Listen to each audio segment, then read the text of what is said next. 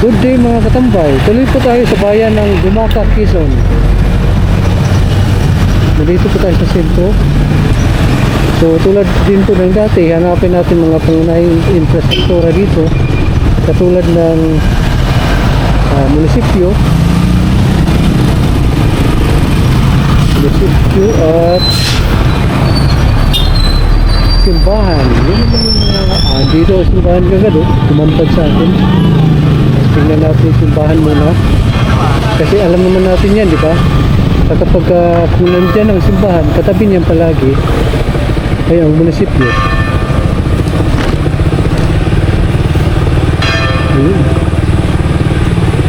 Dito pa tayong pumasok. Makas kabila.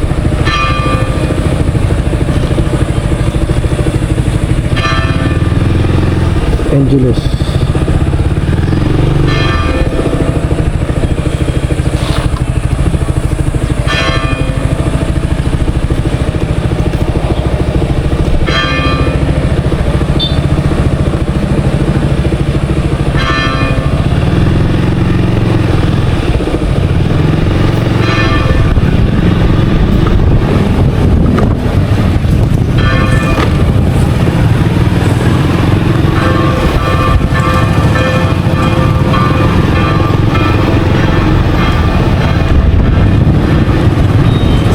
Ang bayan ng Dumaca.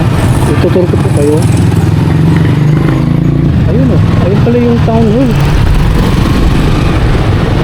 Kapag nandyan ang simbahan, karap niya palagi ang munisipyo. At doon sa unahan ay mga plaza, paralan at palengke. Yan yung set up ng mga Espanyol ng pumunta rito. Ang tawag yan ay reducciones system. Ito yung simbahan, no? Cathedral of San Diego de Alcala.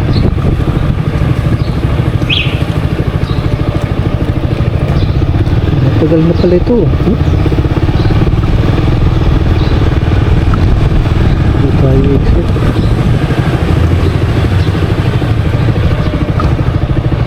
Saan ba ang pag-exit? Mahirap mag-exit. Dito.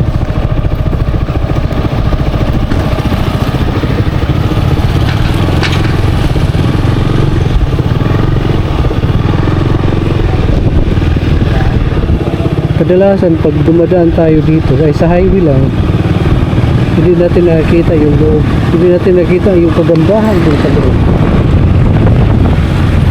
Malaki ang Dumaca, kita niyo naman, di ba?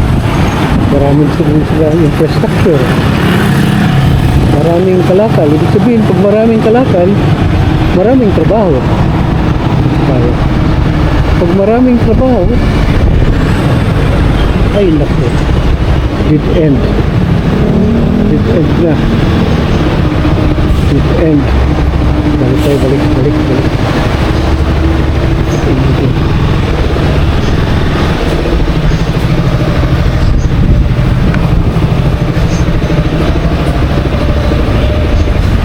Palang lusok dyan. Yan ang problema pag hindi ka gumagamit ng mapa. Napapalusok tayo doon sa lugar na dapat kusutan, katulad yan. Pero di bali na.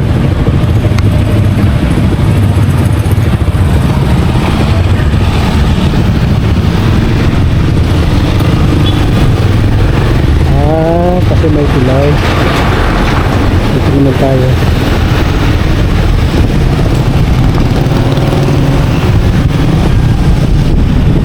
Maganda rin po, no?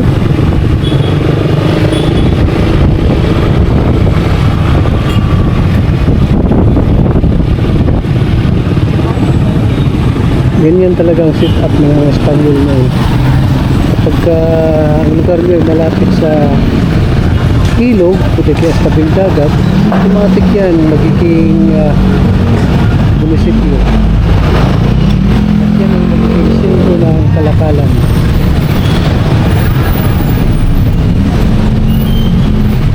Lawak naman ng ano, Dumaca, di ba?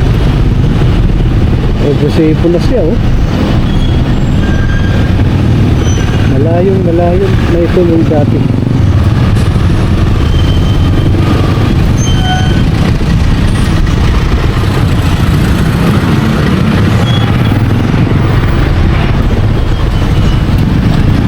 Papasok tayo dito. Hindi ba pwedeng pasukan?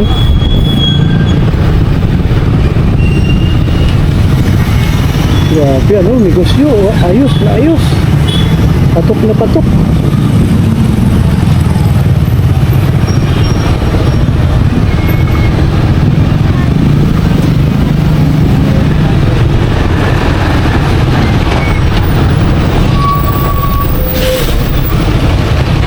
Problema, wala tayong lalikuan. Ano ito? Dito tayo lalito. Dito tayo lalito. Sana may lagusan doon. Meron nga. So, konting silip sa kanilang residential area. Ito yun, sa looban. 1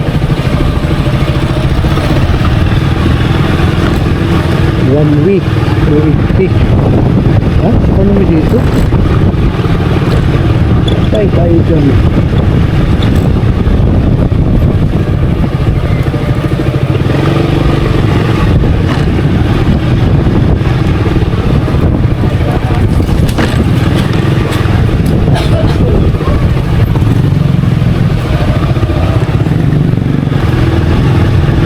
Kitid ng kalsada.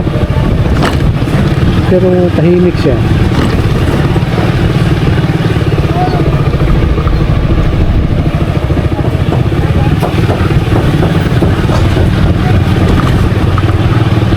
Anong barangay kayo ito? Anong lugar to? Paki-comment na lang sa baba.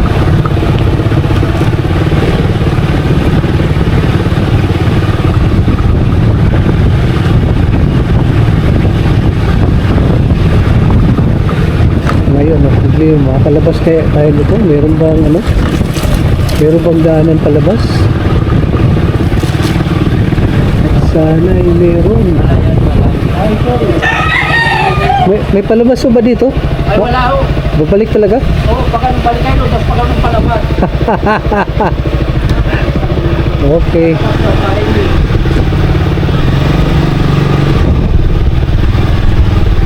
Dead end pala dun. Dead end.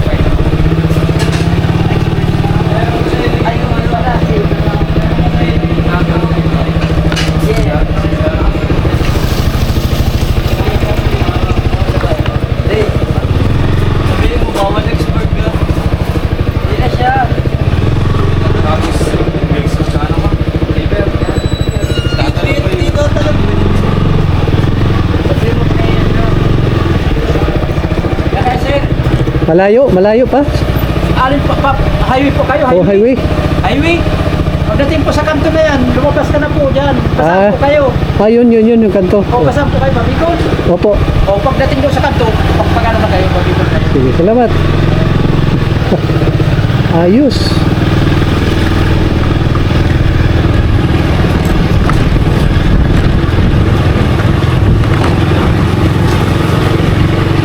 Dead end. Oh, nakalawang dead end na tayo dito ha. So, unahan.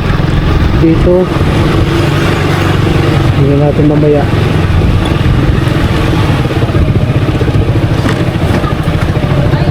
Tagalog pa lang salita din eh.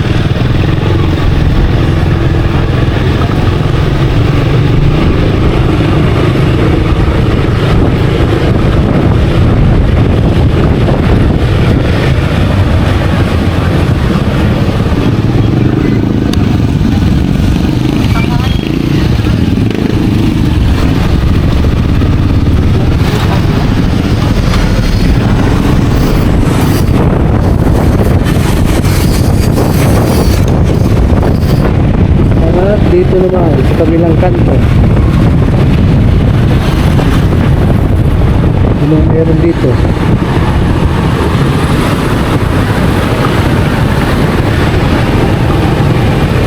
Tingnan natin.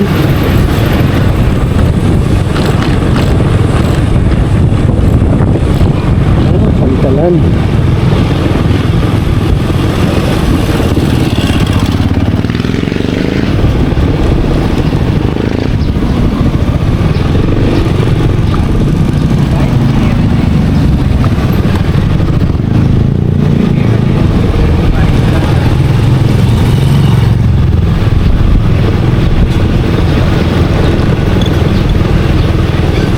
Naku, dead end ulit.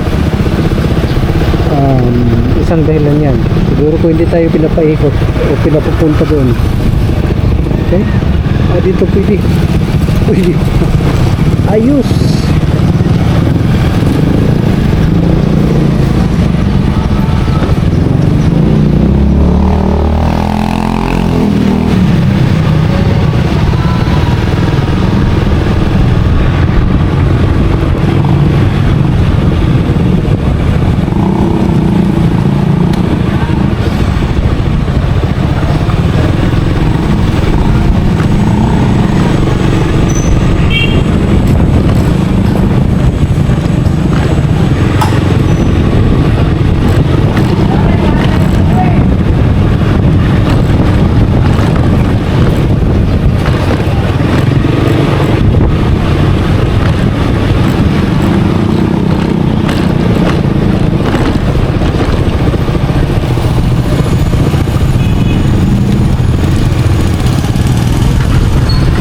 Pinya.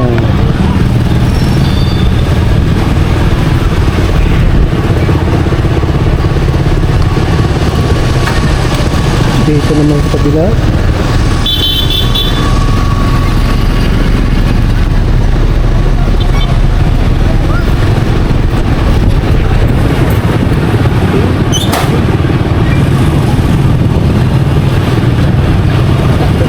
Tingnan natin kung anong meron dito.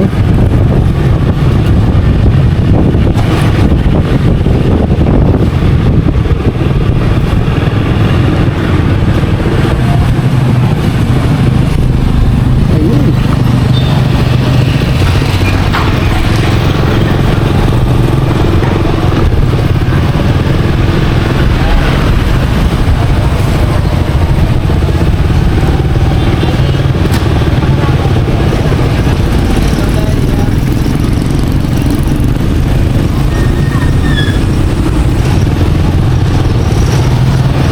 Ito, pamilya nila, merkado.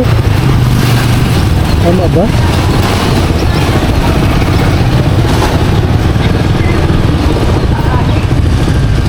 Palengke. Mabagag ako nang kakaintindi sa'yo. Ayaw mo sa ating dalawa. Pili tayo ng prutas. Yan ang ating pananghalian.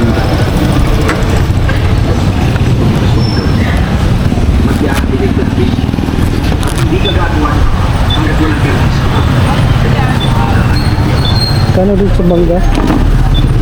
Inyo po. Eh, Ilan po? 100 po ang kilo. ito lang, dalawa siguro.